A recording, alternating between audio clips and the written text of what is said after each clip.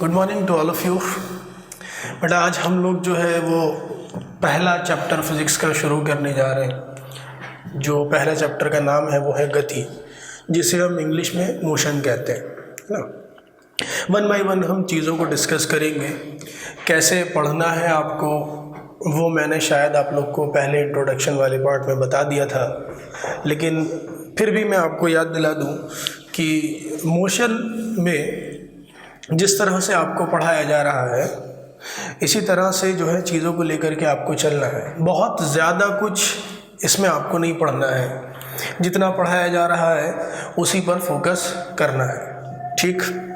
दूसरी एक बहुत ही इम्पॉर्टेंट बात है वो ये है कि ये लेक्चर अटेंड करने के बाद जो भी टॉपिक यहाँ पर कवर किया जाएगा उसको आप लोग जा कर के अपनी एनसीईआरटी सॉल्व करोगे, ठीक। जैसे मैं यहाँ पर गति पढ़ा रहा हूँ आपको, तो गति का जो चैप्टर है उसको कंप्लीट करने के बाद आप लोग एनसीईआरटी को जा कर के सॉल्व करोगे और एनसीईआरटी को सॉल्व करने के बाद ही आगे कुछ और पैकेज लगाओगे, ठीक। पैकेज के बारे में अगर हम बात करें तो आप किसी भी कोचिंग का पैकेज ले सकते हो, सब में लगभग वही चीज़ें गिवन होती हैं, ठीक। चलिए साहब, तो हम पहली चीज़ यहाँ पर डिस्कस करते हैं गति। सब अगर आपसे कोई ये पूछ ले कि गति क्या है, हम गति पढ़ने जा रहे हैं, तो आपसे अगर कोई ये पूछे कि गति क्या है या मोशन क्या है तो क्या बताएंगे? ठीक है साहब, यहाँ मैंने क्या लिखा कि जब कोई वस्तु अपनी स्थिति को समय के साथ किसी संदर्भ बिंदु के सापेक्ष परिवर्तित करता है तो हम कहते हैं कि वस्तु गति में है। अब इस बात को हम ये जानते हैं कि ये संदर्भ बिंदु क्या है। अब उसके लिए एक एग्जांपल लेते हैं। क्या, मान लीजिए यहाँ पर एक कोई बंदा खड़ा है और ये एक बस है या कोई कार है, इसमें दो लोग बैठे हैं और ये कार आगे की तरफ चल रही है, ठीक है। तो अब अगर मैं इस बंदे से पूछूं तो वो ये कहेगा कि साहब इसका जो ड्राइवर है वो गति कर रहा है।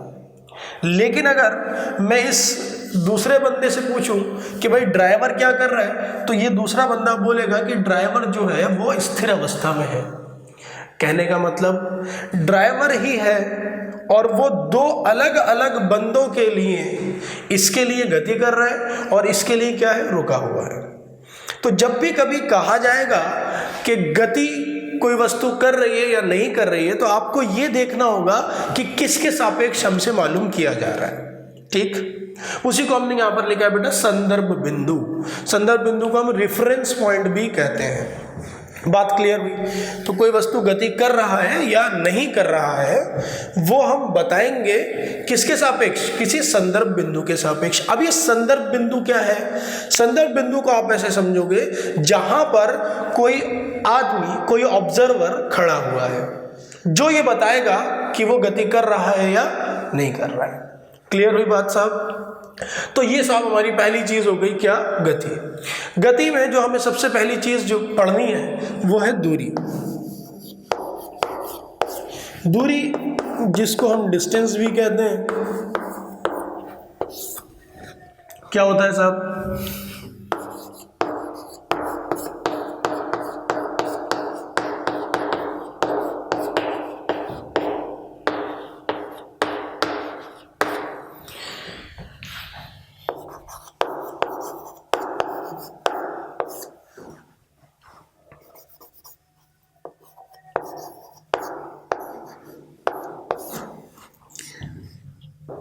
चले गए रास्ते की कुल लंबाई को हम क्या बोलते हैं, दूरी बोलते हैं। क्या मतलब कि अगर मैं एक एग्जांपल लूँ और ये कहूँ कि एक आदमी ये यहाँ से झूमता हुआ कहाँ पहुँचा, यहाँ पर, इस पॉइंट को मैंने ए बोल दिया और इस पॉइंट को क्या बोल दिया, बी। तो ए से चलकर कहाँ गया, बी पर पहुँचा। अब ए से बी तक जाने में इसने जो रास्ता चला है उस चले गए रास्ते की कुल लंबाई को मैं क्या बोलूँगा, दूरी बोलूँगा, ठीक है। अगर मैं बात करूं कि दूरी का एसआई मात्रक क्या होता है, तो इसका एसआई मात्रक होता है क्या साहब, मीटर। ठीक, ये कैसी राशि है, सदिश या अदिश, तो हम कहेंगे साहब ये जो है वो अदिश राशि है। कैसी राशि है, अदिश राशि है। ठीक है। अभी हमने दूरी की बात करी कि दूरी जो है वो चले गए रास्ते की कुल लंबाई को बोलते हैं। दूरी का जो है वो ऐसा ही मात्रक मीटर होता है, और दूरी जो है वो एक अदिश राशि है। अब ये अदिश राशि और सदिश राशि क्या होती है ये मैं अभी आगे डिस्कस करूंगा। उससे पहले अभी हम यहाँ पर पढ़ रहे हैं कि साहब विस्थापन क्या होता है।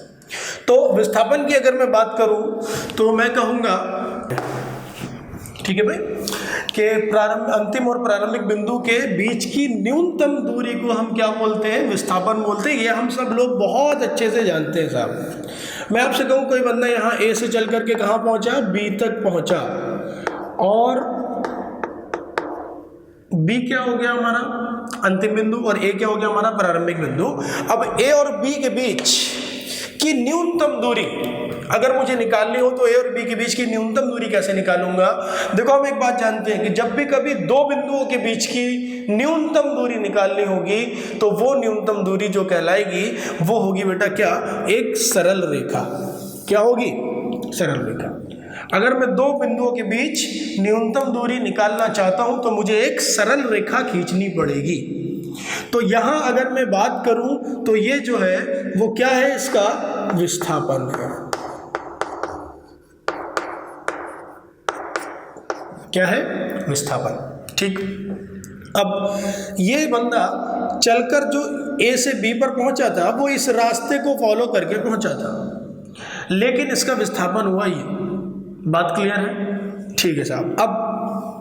अब अगर मैं बात करूं कि इसका एसआई मात्रक क्या होगा,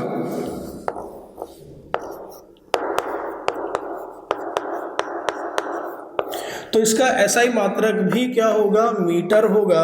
और अगर मैं बात करूं ये कैसी राशि, सदिश के अदिश, तो हम कहते हैं साहब ये कैसी राशि है, सदिश राशि है। ठीक है, सदिश और अदिश क्या होते हैं बेटा वो अभी हम आगे डिस्कस करेंगे, लेकिन फिलहाल हम अभी ये पढ़ रहे हैं कि विस्थापन क्या होता है, इसका एसआई मात्रक क्या होता है और ये कैसी राशि है। क्लियर है। अब चलो साहब, अब थोड़ा सा कॉमन सेंस लगाते हैं हम, और मैं आपसे एक सवाल ये करूं कि एक बंदा है वो ए से चल करके बी तक पहुंचा और उसने ये रास्ता लिया। ठीक, मैं आपसे कहूं कि ए और बी के बीच की दूरी जो होगी वो होगी इस रास्ते की कुल लंबाई। और अगर मैं आपसे कहूं कि ए और बी के बीच विस्थापन क्या होगा, आप कहोगे ये वाला होगा सर जो हमने ब्लू से बनाया है। ठीक है, अब कोई दूसरा बंदा था वो ए से चल के कहाँ पहुंचा साहब, बी पर पहुंचा, लेकिन अब वो बंदा जो था वो इधर उधर नहीं भटका, बल्कि वो जो था वो एक सीधे रास्ते पर चला। ठीक है, जैसे कि आपको भी चलना चाहिए, सीधे रास्ते पर चल के वो ए से कहाँ पहुंचा, बी पर पहुंचा।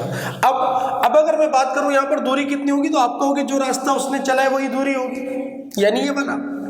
और अगर मैं कहूँ विस्थापन कितना होगा तो वो भी वही होगा। क्यों, क्योंकि भाई वो भी तो एक सरल रेखा होती, वो भी एक सरल रेखा है साहब, ये आ गई। तो इस वाले केस में दूरी और विस्थापन दोनों क्या होंगे, सेम होंगे, बराबर होंगे। कब, जब कोई वस्तु एक सरल रेखा में चल रही होती है। अच्छा, बाकी सारे केस में दूरी हमेशा क्या होगी, बड़ी होगी, किससे, विस्थापन से। तो मैं यहां पर इस चीज को लिख रहा हूं कि दूरी जो है वो हमेशा बड़ी होगी, या एक केस ऐसा है जिसमें वो बराबर होगी किसके, विस्थापन के।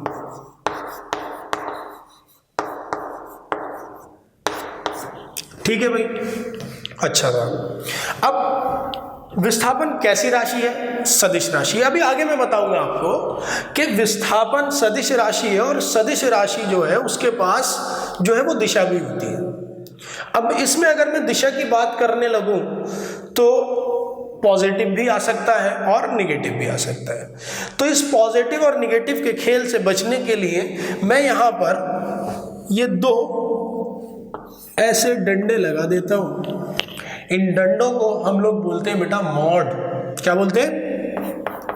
मॉड्यूलस बोलते हैं इसको हम, और मॉड्यूलस की शॉर्ट फॉर्म हम लोग लिख देते हैं इसको मॉड। ठीक, इसका काम क्या है? इसका काम ये है कि इसके अंदर जो भी राशि है ये केवल उसका परिमाण देगा, इसका चिन्ह से कोई मतलब नहीं होगा। ठीक है, तो दूरी और विस्थापन में एक यहाँ पर संबंध आया, एक रिलेशन आया। क्या रिलेशन आया साहब? कि दूरी हमेशा बड़ी होगी या बराबर होगी किसके? विस्थापन के परिमाण के। मॉड्यूलस क्या देता है? इसका परिमाण देगा सिर्फ। ठीक है भाई, बात क्लियर हो रही है? चलिए साहब, अब अगर इसी में मैं आपसे ये पूछ लूं कि दूरी और विस्थापन का जो अनुपात है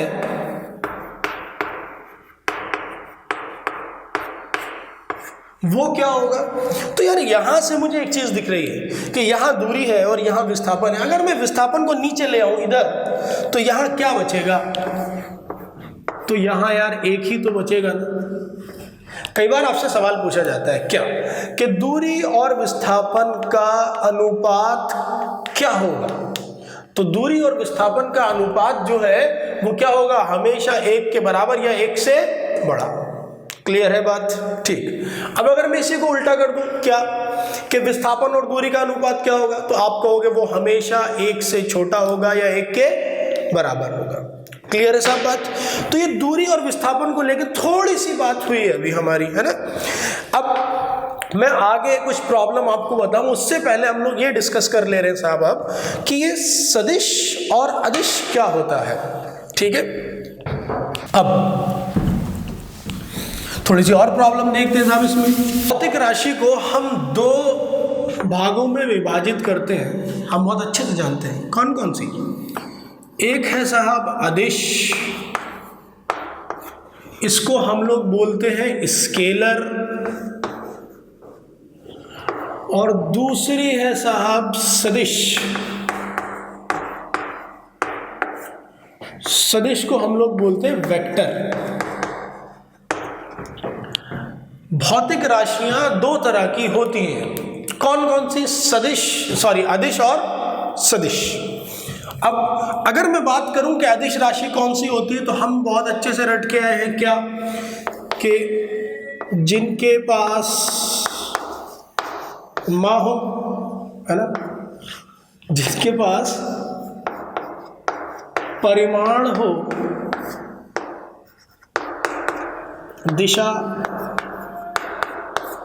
ना हो, ऐसी राशियों को क्या बोलते हैं साहब हम? ऐसी राशि को बोलते हैं हम अदिश राशि। ठीक। दूसरा हमने क्या पढ़ा है सदिश के बारे में? सदिश के बारे में हमने पढ़ा है कि परिमाण तथा दिशा दोनों हो। क्या हो साहब? परिमाण तथा दिशा दोनों हो। ये बात 9th क्लास तक हम लोगों ने पढ़ी है। ठीक है, चलो साहब, मैं भी अभी यहीं तक बात कर रहा हूँ, आपसे बहुत आगे नहीं जा रहे हैं अभी हम। मैं अगर आपसे पूछूं कि ये बताओ परिमाण का मतलब क्या है, परिमाण होता क्या है? ठीक, क्या होता है साहब परिमाण? इसको जरा सा समझ ले रहे हैं हम। परिमाण को देखो हम इंग्लिश में कहते हैं मैग्नीट्यूड। ठीक है, इस परिमाण का मतलब होता है बेटा अंकीय मान। ठीक है, अगर मैं गलत लिख रहा हूँ स्पेलिंग तो आप लोग समझ जाना, ठीक है, क्योंकि बहुत ज़माना हो गया हिंदी को पढ़े हुए, तो कई बार गड़बड़ हो जाती है मुझसे। ठीक है, अंकीय मान। अंकीय मान का मतलब ये है साहब कि जैसे मैं आपसे कहूँ 5 किलोग्राम, मैं आपसे कहूँ 5 मीटर, मैं आपसे कहूँ 5 न्यूटन, तो ये 5 क्या है? ये 5 इसका अंकीय मान है, ये 5 इसका परिमाण है। तो परिमाण ये बताता है कि कोई भौतिक राशि कितनी ज़्यादा होगी या कितनी कम होगी उसका अंदाजा किससे लगाते हैं साहब? हम परिमाण से लगाते हैं। इसको इंग्लिश में क्या कहते हैं? हम मैग्नीट्यूड कहते हैं। बात क्लियर हुई? ठीक है साहब। तो ऐसी राशि जिसके पास परिमाण तथा दिशा दोनों हो, इसको क्या बोलते हैं हम? इसको साहब हम लोग बोलते हैं सदिश राशि, यानी कि वेक्टर क्वांटिटी। ठीक, ये 9 तक हमने पढ़ा है, लेकिन मैं इसमें थोड़ी सी एक चीज और ऐड करना चाहता हूं। अब उस चीज को ऐड करने से पहले मैं आपको कुछ एग्जांपल देना चाहता हूं, वो जरा आप लोग ध्यान से समझेंगे। क्या? जैसे कि अगर मैं आपसे ये पूछूं कि 5 + 3 कितना हुआ, तो आप कहेंगे 8, कोई मसला नहीं है इसमें।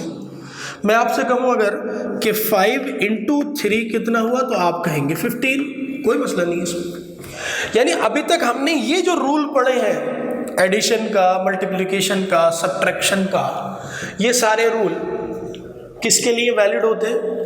अदिश के लिए।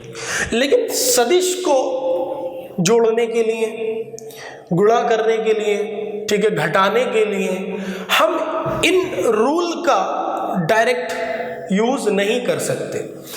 सदिश राशि को जोड़ने के लिए, गुणा करने के लिए और घटाने के लिए एक अलग रूल दिए जाते हैं।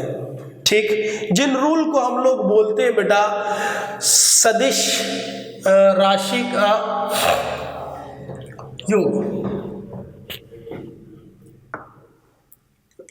परिमाण तथा दिशा दोनों हो तथा ये सदिश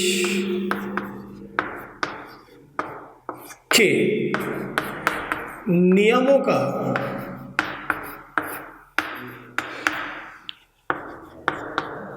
पालन करें। सदिश के नियमों का पालन करें। क्या मतलब है साहब?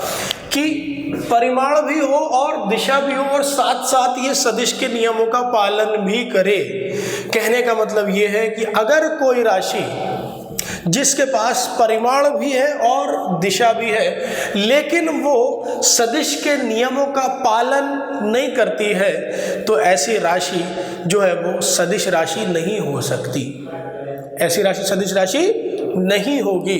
अब आप कहोगे सर फिर कैसी राशि होगी ये? क्या कोई ऐसी राशि है जिसके पास परिमाण भी हो और दिशा भी हो? हम कहेंगे हाँ बिल्कुल है। ऐसी राशि कौन सी है? इलेक्ट्रिक करंट, जिसको हम बोलते हैं बेटा विद्युत धारा। विद्युत धारा एक ऐसी राशि है जिसके पास परिमाण भी है और दिशा भी है। परिमाण भी है और दिशा भी है, दोनों है, लेकिन ये सदिश के नियमों का पालन नहीं करती है। इसलिए मैं विद्युत धारा को सदिश राशि नहीं कहता हूं। तो फिर क्या कहूंगा? विद्युत धारा को हम लोग बोलते हैं टेंसर। क्या बोलते हैं? टेंसर। अब टेंसर को हिंदी में क्या बोलते हैं यार, वो तो मुझे भी नहीं पता है, ठीक है, लेकिन आप लोग याद रखेंगे कि इसको क्या बोलते हैं? हम टेंसर बोलते हैं।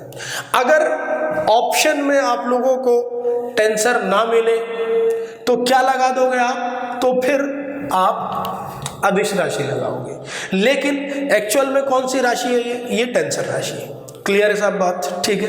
तो ये अभी तक हमने बात करी किसकी? सदिश और अदिश राशि की। ठीक है, अब हम आगे बढ़ते हैं, जो हम लोग अभी पीछे छोड़कर आए थे। क्या? ठीक है भाई, हम बात कर रहे थे विस्थापन की, हम बात कर रहे थे दूरी की। तो विस्थापन में ये बताया था कि कैसी राशि है साहब? सदिश राशि। तो शायद आप क्लियर हो गया होगा कि सदिश राशि क्या होती है। इसके पास परिमाण और दिशा दोनों होती है। ठीक है, अब ये दिशा का क्या खेल है, इस खेल को जरा सा हम लोग समझते हैं साहब। ठीक है, मैं आपसे सिंपली ये कहूं कि एक वस्तु है वो 10 मीटर राइट जाती है, ठीक है, और 10 मीटर राइट जाने के बाद 2 मीटर पीछे आ जाती है। आपसे पूछूं कि विस्थापन क्या होगा?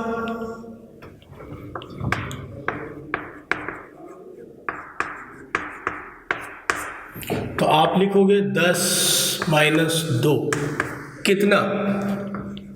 8 मीटर। क्या है साहब आपका? ये विस्थापन आपको मिल गया। ठीक है भाई, अब अब मैं दूसरा अगर आपसे एक सवाल ये करूं कि एक वस्तु थी, वो 10 मीटर राइट साइड चली, फिर वापस 10 मीटर आ गई। अब बताओ विस्थापन क्या होगा?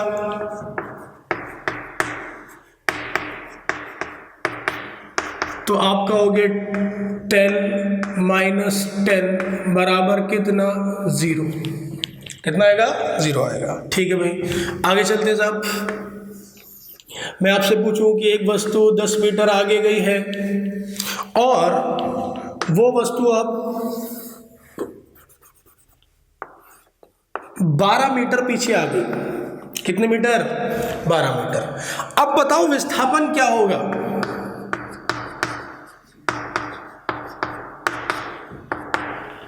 ठीक, तो मोस्ट ऑफ दी बच्चे जो है वो ये लिखेंगे साहब कि विस्थापन जो है वो होगा -2।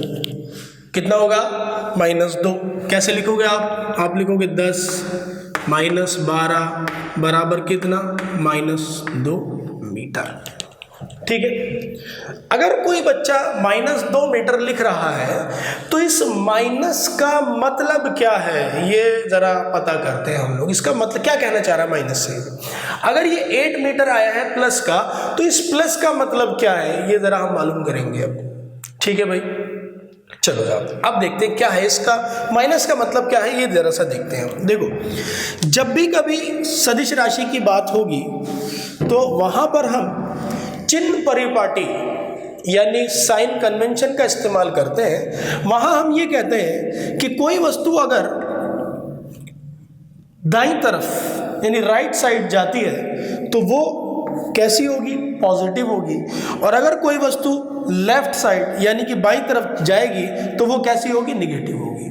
ठीक, उसके बाद अगर कोई वस्तु ऊपर की तरफ चलती है तो कैसी होगी? पॉजिटिव। और नीचे की तरफ चलती है तो कैसी होगी? निगेटिव होगी। ये चिन्ह परिपाटी का इस्तेमाल हम लोग करते हैं।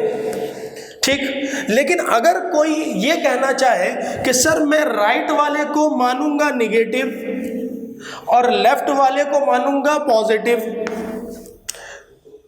और ऊपर वाले को मानूंगा निगेटिव और नीचे वाले को क्या मानूंगा? पॉजिटिव, तो देखो दोनों ही अपनी जगह सही है, हम किसी को गलत नहीं कह सकते। ये पर्पल वाला भी सही है और ये वाइट वाला भी सही है, लेकिन हम लोग जो साइन कन्वेंशन यानी चिन्ह परिपाटी इस्तेमाल करते हैं वो कौन सा करते हैं? हम लोग वाइट वाला चिन्ह परिपाटी इस्तेमाल करते हैं।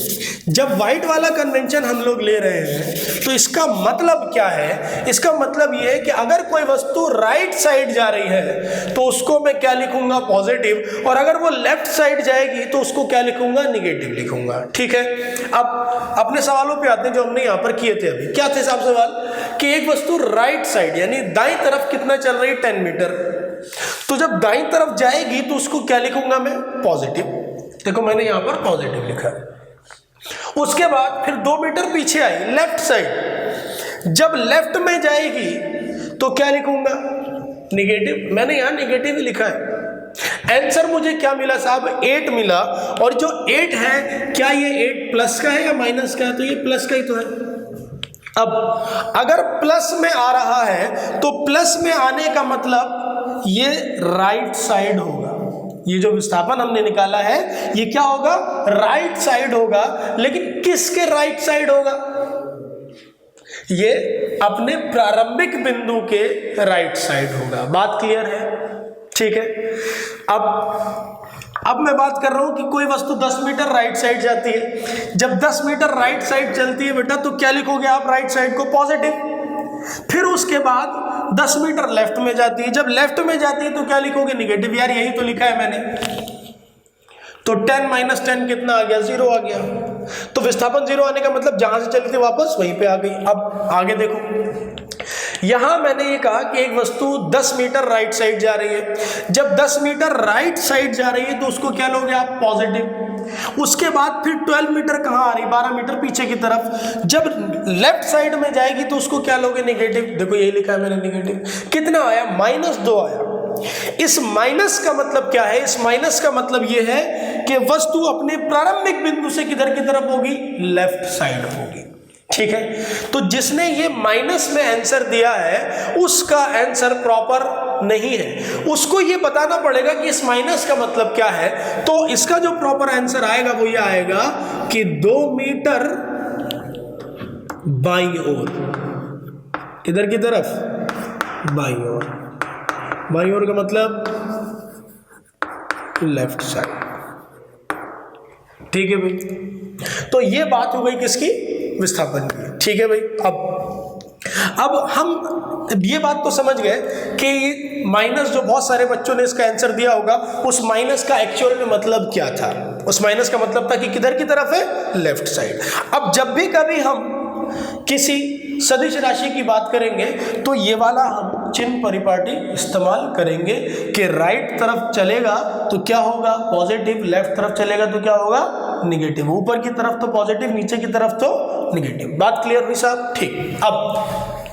अब एक सवाल छोटा सा मैं आप लोगों से यहां पूछना चाह रहा हूं, क्या कि अगर मैं आपसे ये कहूं कि एक वस्तु किसी अर्धवृत्तीय पाथ पर या मार्ग पर ए से चल के कहां पहुंची साहब, बी पर पहुंची, और इस अर्धवृत्तीय मार्ग की जो त्रिज्या है वो कितनी है, r। मैं आपसे पूछूं कि दूरी कितनी होगी और विस्थापन क्या होगा,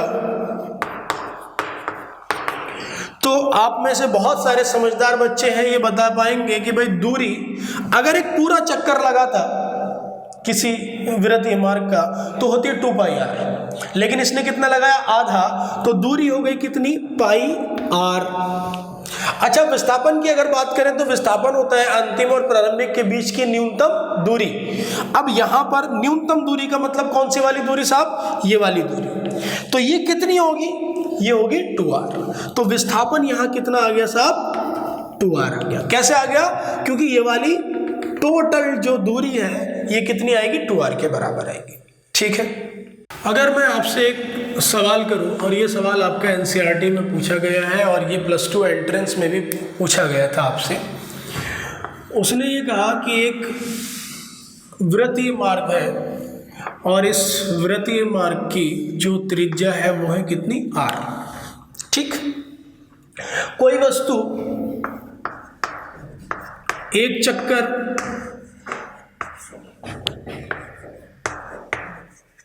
40 सेकंड में पूरा करता है, तो 2 मिनट और 20 सेकंड बाद वस्तु द्वारा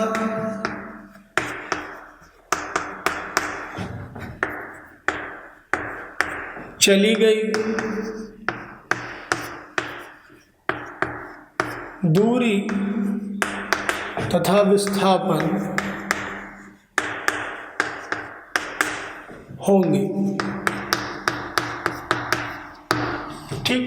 क्या होगा, सिंपल सवाल है, कोई मुश्किल नहीं है इसमें, बहुत आसान सी बात है कि भाई अगर 40 सेकंड में एक चक्कर लगाता है तो 2 मिनट 20 सेकंड में कितने चक्कर लगाएगा, प्रॉब्लम इतनी सी है बस, ठीक। अब अगर मैं बात करूं 2 मिनट और 20 सेकंड की, तो इसमें टोटल कितने सेकंड हो गए, 2 मिनट में कितने सेकंड होते हैं साहब, 120 सेकंड प्लस 20 ये वाले, तो टोटल कितने आ गए, 140 सेकंड आ गए साहब, ठीक है। अब हम ये कह रहे हैं कि 40 सेकंड में एक चक्कर लगा रहा है, तो ये बताओ 1 सेकंड में कितने चक्कर लगाएगा, हम कहेंगे 1/40 चक्कर। अच्छा, 1 सेकंड में चक्कर पता चल गए तो मैं 140 सेकंड में चक्कर निकाल सकता हूँ साहब। इतने चक्कर निकालने पे कहीं चक्कर ना आ जाए आप लोगों को। देखो साहब 1/40, ठीक, इतने चक्कर, तो कहीं चक्कर तो नहीं आए ना। अब ये बता दो कि कितने चक्कर है साहब, ये 0 से ये 0 उड़ गया, 2 से ये 7 बार, और ये कितनी बार, 2 बार। तो टोटल जो चक्करों की संख्या आई वो कितनी आई साहब, 7/2 चक्कर। 7/2 चक्कर का मतलब कितने चक्कर, 3.5। कितने चक्कर साहब, 3.5 चक्कर। बहुत अच्छी बात है, ये मिल गया मुझे। अब उसके बाद ये बताओ कि अगर मैं एक बच्चे से पूछूं जो 9th क्लास पास करके बैठा हुआ है, मैं अगर उससे पूछूं कि एक चक्कर में कितनी दूरी चलेगा, तो वो कहेगा कि इसकी जो कुल, इसको क्या परिधि बोलते हैं शायद हिंदी में, देख लेना आप लोग। तो एक चक्कर में दूरी कितनी चलेगा,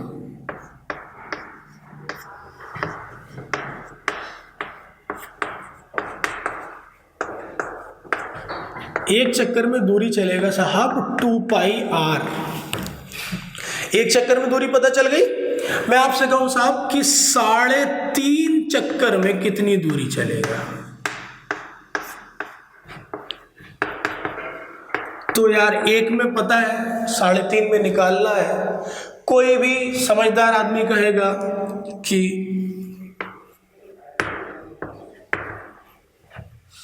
गुणा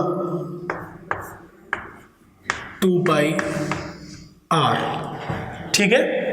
यहां से अगर मैं इसको सॉल्व करूंगा तो कितना मिलेगा,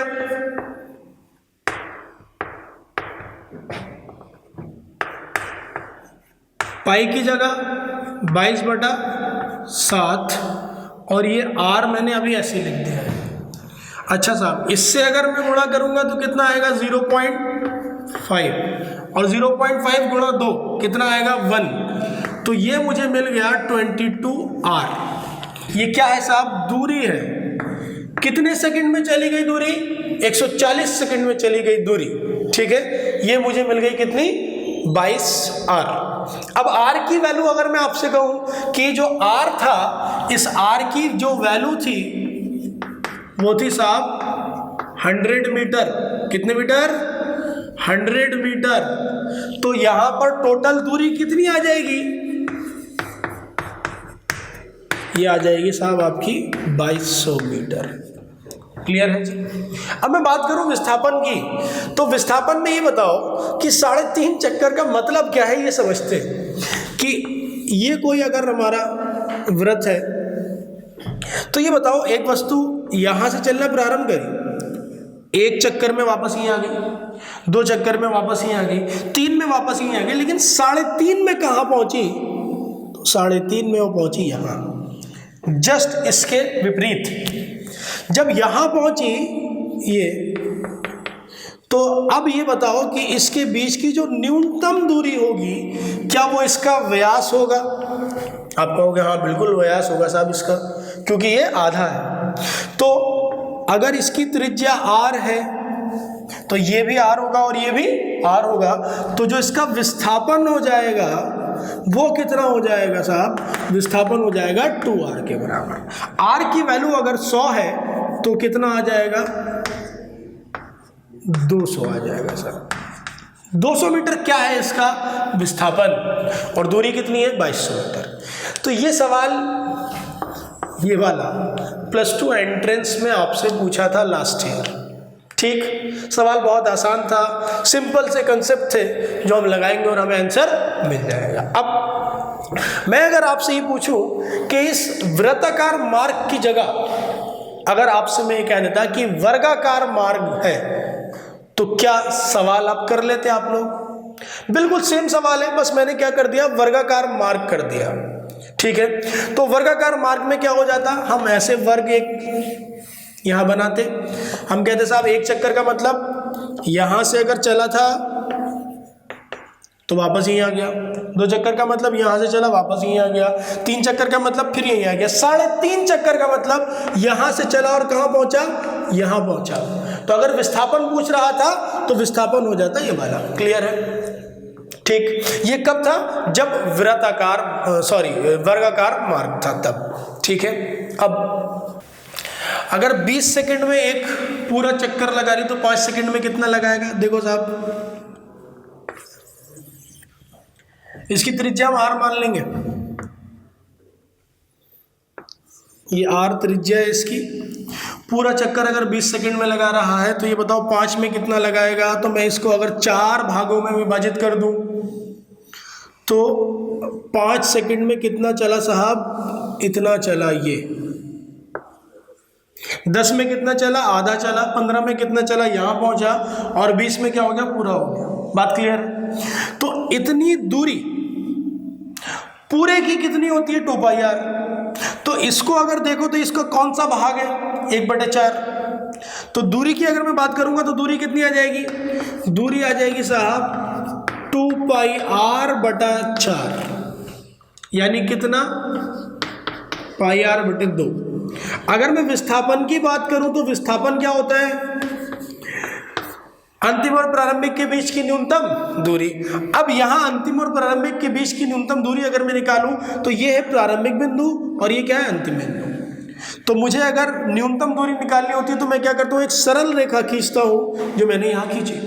अब ये बताओ क्या इसमें मैं पाइथागोरस प्रमेय लगा करके ये दूरी निकाल सकता हूँ। ये r है तो ये भी कितना होगा, यहाँ से यहाँ तक ये भी r होगा, ये r और ये r, तो ये कितना हो गया, इसको मैं लिखूंगा √r² प्लस r², यानी कि 2r², और ये हो गया r√2 मीटर। बात क्लियर साहब, ये आ गया विस्थापन। ठीक है, अब आगे बढ़ते हैं साहब।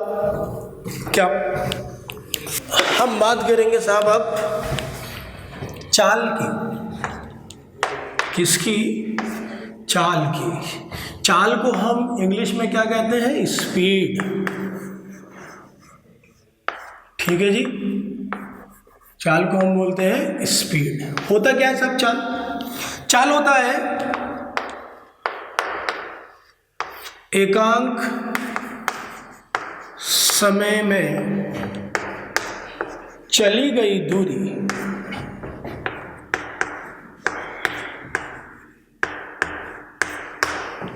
एकांक समय में चली गई दूरी, या दूसरे शब्दों में इसको क्या बोलते हैं,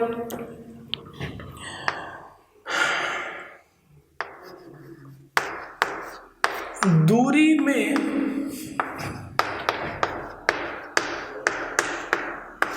परिवर्तन की दर। दूरी में परिवर्तन की दर का मतलब दूरी बटा समय। ठीक, तो सिंपल सी जो बात हमें याद रखनी है वो ये रखनी है कि चाल जो है वो होती है दूरी बटा समय। क्या होती है, दूरी बटा समय। अच्छा, दूरी का मात्रक क्या होता है साहब, मीटर। समय का क्या होता है, सेकंड। तो चाल का एसआई मात्रक क्या मिला, हम कहेंगे साहब मीटर पर सेकंड मिला।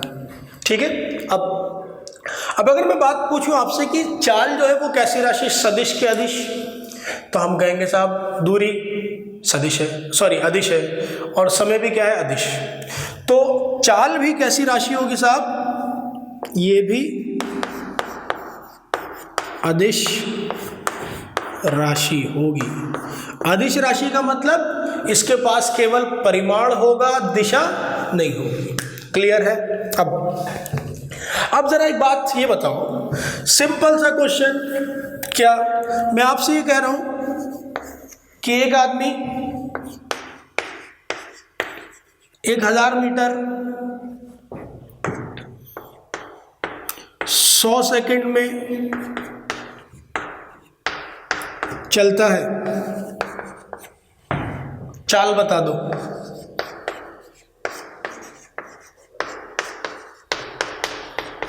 कोई बात नहीं भी, हम तो बहुत खुश हो गए। क्यों, क्योंकि पता ये लगा कि चाल जो होता है वो क्या होता है, दूरी बटा समय। इसमें दूरी भी दे दी, समय भी दे दिया, तो क्या यार, ये तो बच्चों वाली चीज है बिल्कुल एकदम। कितना आएगा, 10 मीटर पर सेकंड। कितना आएगा, 10 मीटर पर सेकंड। ठीक है, अब जरा एक बात समझते हैं, कॉमन सेंस वाली बात है। क्या कि मैं आपसे ये कहूँ कि मैं ड्यूटी सोसाइटी के कबीर कॉलोनी वाले सेंटर से निकला और उमर प्लाजा वाले सेंटर पर पहुंचा। वहां से जो उमर प्लाजा तक के सेंटर की जो दूरी है वो कितनी है? 1000 मीटर। ठीक है, मैंने जो समय लिया, जो टाइम लिया, वो कितना लिया? 100 सेकेंड। मेरी चाल बता दो क्या होगी? तो आप कहोगे सर आपकी चाल होगी दूरी बटा समय, खटाक से निकाल कितनी? आप कहोगे 10 मीटर पर सेकेंड आएगी। ठीक है, बहुत अच्छी बात है साहब, 10 मीटर पर सेकेंड आई। अब जरा ये बताओ, खुद सोच करके देखो कि क्या ऐसा पॉसिबल था कि मैं 10 मीटर पर सेकंड से ही गाड़ी लेकर के चले जा रहा हूँ। सामने कुत्ता भी आ सकता है, बिल्ली भी आ सकती है, बुड्ढा भी आ सकता है, कोई भी आ सकता है। ठीक है, तो मुझे हो सकता है ब्रेक लगाने पड़ जाए, या मैंने ब्रेक लगाए हो सकता है रास्ता खाली हो तो मैंने 30 मीटर पर सेकंड से भी गाड़ी भगा दी हो। बात क्लियर हो रही कि नहीं? तो ये फिर क्या है? ये 10 मीटर पर सेकंड जो आई है, ये क्या है? देखो, ये जो चाल होती है, इस चाल को बोलते हैं हम लोग औसत चाल। क्या बोलते हैं? औसत चाल। चाल जो है वो 2 तरह की होती है। कौन कौन सी? मस्तानी चाल और मतवाली चाल। ठीक है, चाल 2 तरह की होती है बेटा। एक होती है औसत चाल और दूसरी कौन सी होती है? तात्क्षणिक। ओए होए, बड़ा खतरनाक नाम है यार ये तो, तात्क्षणिक चाल। चलो, खतरनाक है ना, इसलिए इसको ज़्यादा टच नहीं करेंगे हम। ठीक, औसत चाल जो है वो आपको एक आइडिया देती है कि कोई ऑब्जेक्ट कितनी तेजी से चला होगा। ठीक, वो कहां पर कितनी तेजी से चला इसके बारे में उसने कुछ नहीं बताया, कौन से मोड़ पर कितनी स्पीड थी उसने कुछ नहीं बताया, लेकिन आपको एक आइडिया हो गया इस बात से। अगर मैं कहूं कि 10 मीटर पर सेकंड स्पीड है तो आपको एक आइडिया हो गया कि कितनी तेज चला होगा। ठीक है, ये नहीं बताया कि कहां पर कितनी चला होगा। अब मान लो मैं मोड़ से मुड़ा, जैसे ही मैं रोड पर आया मेरी निगाह पड़ी स्पीडोमीटर पर। ठीक है, कभी कोई और जगह निगाह डालने लगो आप लोग, तो स्पीडोमीटर पर अगर मेरी निगाह पड़ी, उस वक्त स्पीडोमीटर जो दिखा रहा था वो दिखा रहा था 25 मीटर पर सेकंड। क्या दिखा रहा था? 25 मीटर पर सेकंड। तो जिस वक्त मेरी निगाह स्पीडोमीटर पर पड़ी है वो स्पीड कौन सी स्पीड होगी? तात्क्षणिक स्पीड होगी। ठीक है, और जो ओवरऑल आपको मिली वो कितनी मिली? 10 मीटर पर सेकंड। इसी को बोलते हैं बेटा हम क्या? औसत चाल। और औसत चाल जो होता है उसको हम लिखते हैं कुल दूरी बटा कुल समय। कुल दूरी बटा कुल समय। तात्क्षणिक के बारे में मैं ज्यादा बात नहीं करूंगा क्योंकि ये हमारे सिलेबस में नहीं है। सिलेबस में कौन सी है? औसत चाल। औसत चाल क्या होता है? कुल दूरी बटा कुल समय। बात क्लियर है? बाकी बातें इस पे इंशाल्लाह हम आगे करेंगे।